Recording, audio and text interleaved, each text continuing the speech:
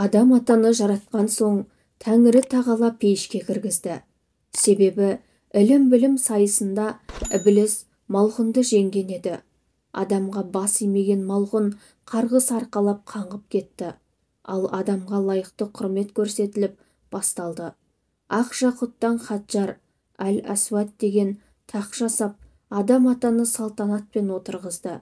Қазіргі Байтүл Мұқаддастағы қара тас Адам атаның алғашқы тағы болған екен деседі. Барлық періштелерге Адам менің орынбасарым, 18 мың ғаламдағы барлық жаратылыс Адамның игілігі үшін қызмет етеді.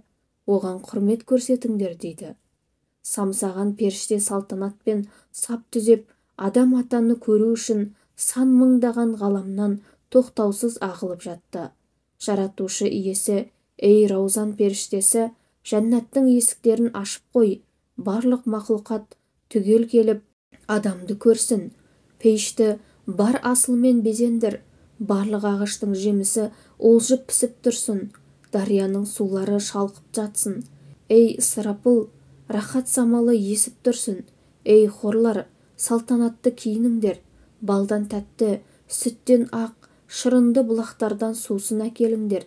Ей бұлбұлдар, саздатып еліктіріп, елтіп сайрап тұрыңдар. Ей періштелер, Адамның тағының жанында әдеппен қозғалыңдар, деп әмір етті.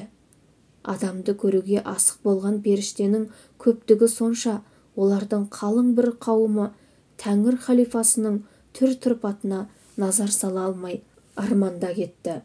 Адамды көре алмай арманда кеткен періштелер ғылмандар аталыпты. Адамға назар сала алмағандықтан олардың дәрежесі төмендепті. Толық бақытты сезіне алмай қиналған ғылмандар, уа жаратушы иеміз, Адамды бізде көрсек деп едік, кезек тиетін түрі жоқ, деп жалынады екен. Тәңірі тағала, ертең Адамды жер жүзіне таратамын, сосын нұрымнан жаңбыр жасап жаудырамын. Сол жаңбырдың бір тамшысын жерге алып түсіп, Адамды көріп қайтасыңдар деп жұбатады да, Ысырапыл періштеге қиямет қайымға дейінгі жер бетіне жауатын жаңбыр тамшысының санын есепте, оны әрбір періште жерге алып түссін. Сол кезде Адамның түр сипатын көресін деп әмір етеді. Ысырапыл әуелден ақырға дейін жауатын жаңбыр тамшысын санап шықты. Ғылмандар саны тамшыдан көп екен. Тағы да бір парасы бұл нығметтен құр қалатын болды. Олар, уа Тәңірім, бізге тамшы да бұйырмады, Адамды бір көруге ынтықпыз деп жамырады. Тәңірі тағала, мен шебер жаратушымын, суды қар бейнесінде қайта жаудырам. Сол кезде қардың әрбір шытырысын жерге алып барасыңдар, дейді. Ысырапыл қардың ұлпаларын есептеді. Ғылмандардың саны одан асып түсті. Кезек тимей қалғандары, уа Тәңірім, бізге тағы да кезек тимейтін түрі бар, деп арызданды. Сонда жаратушы, уайымдамаңдар, мен шебер құдаймын, шешімін тауып берем. Сендер бұдан былай сахар мезгілі болғанда менің рұқсатыммен дүнияға барасыңдар.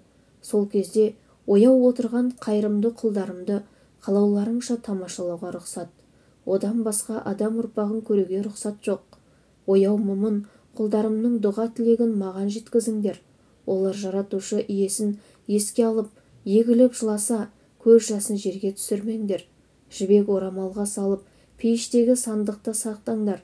Хақтан қорқып, жылаған көз жасы қияметте өздеріне шапағат қылсын, деді. Ғылмандар, уа Тәңірім, не себепті ояу құлдарыңды ғана көре аламыз, деді. Мені еске алмай, күн шыққанша ұйықтайтын ғапылдарды мен де еске алмаймын. Сертім солай, сендер маған ғашық, ақ жүрек құлдарымды ғана көресіңдер, деді.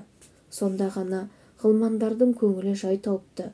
Сахар уақытында көкте ғылмандар Адамды көреміз деп сән салтанатын арттырып киініп келеді екен.